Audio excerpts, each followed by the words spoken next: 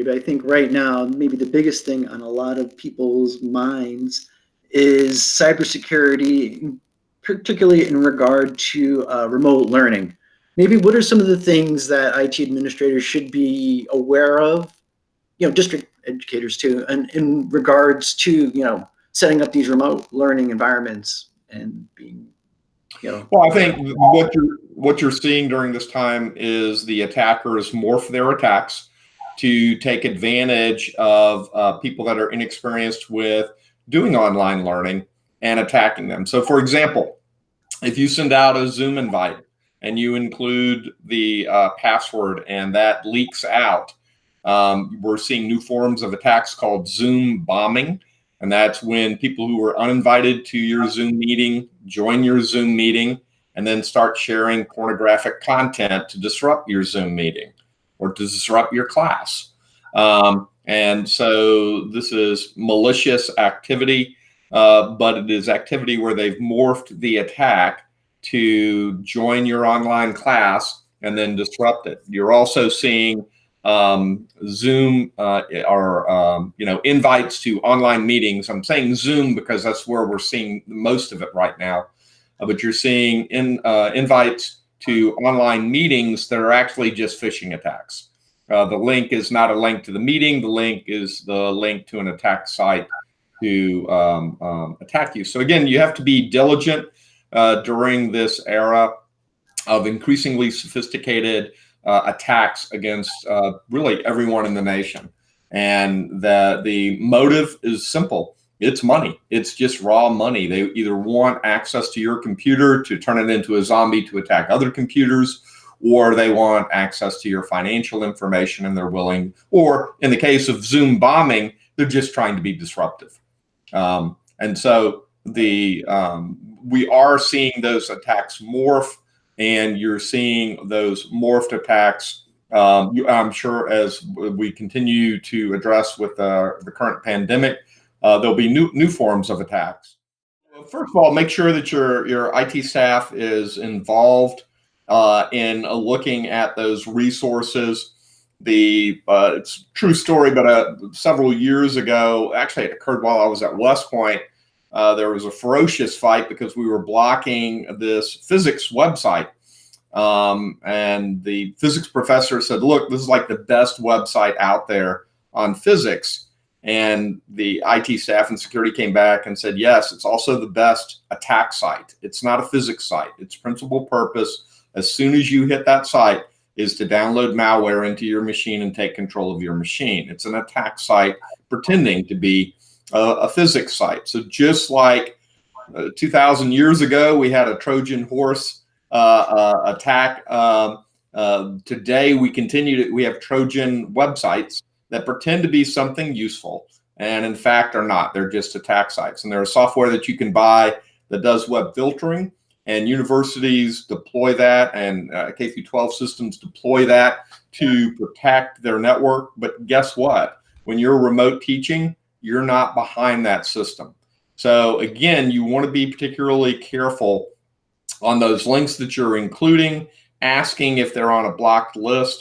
And I will tell you, for the universities and K-12 systems, the ones I've worked with, we've all got subscriptions where this is done remotely by a third-party company, that their sole job is keeping track of all of the bad sites that are out there that are just malware sites. They're just attack sites. The only purpose of that site is to charade as something else.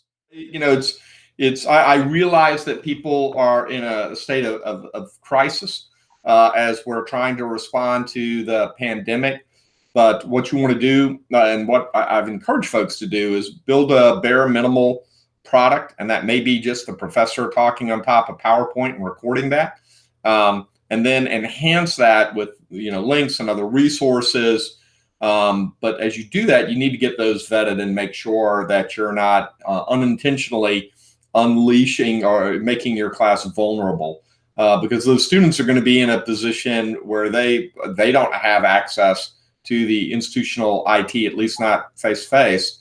And so it's going to be problematic to help diagnose what's going on their PCs. So again, just like we have a real world virus attacking the world. You can have real world computer attacks attack the online learning, and we are seeing evidence of that.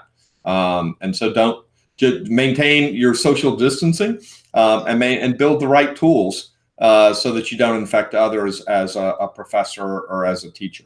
We run analytics that looks at known attacks that are hitting our firewall, and are hitting our intrusion prevention systems. And those are all being logged, and then we actually display them in real time on a worldwide map showing where the attack is coming from and what protocol. So these are known attacks that we're actively defeating. And we're not seeing any downtick in the number of attacks that are coming in against the university. So the attackers have not slowed down. They do sleep, but that just means someone else in the world is waking up, and that other region then picks up on those particular attacks. And so, no, none of that is slowing down. The fact that people are at home doesn't matter. Again, this is about money, and so they're still trying to break in as fast as they possibly can. Now, typically we use other techniques to detect zero-day attacks. That's more of anomaly detection, where we can. And so those some of the standard techniques that you do in the office are going to be equally as important. So making sure your machine is patched, making sure that if you're processing sensitive or restricted data, that you're VPNing in. If you're working on a public Wi-Fi network, definitely VPN in. It shouldn't be happening because all of those public hotspots, you know, the coffee shop and whatnot, should be closed down for shelter in place. But if you are going to those places, then you need to VPN in.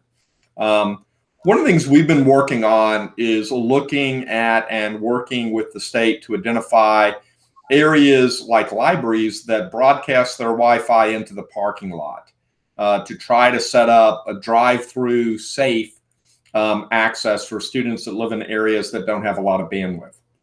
And so, again, being smart about that, but then making sure that, again, you've got the right tools. You VPN in when you need to. You don't when you don't, because there's a limited capability there that your machine is being patched because it will be attacked. And so, and if you're centrally patching, which we do at our university, then we're having to push that out now into the homes of our faculty members to make sure those are being patched, and we're also not disrupting the work that they're doing while they're there.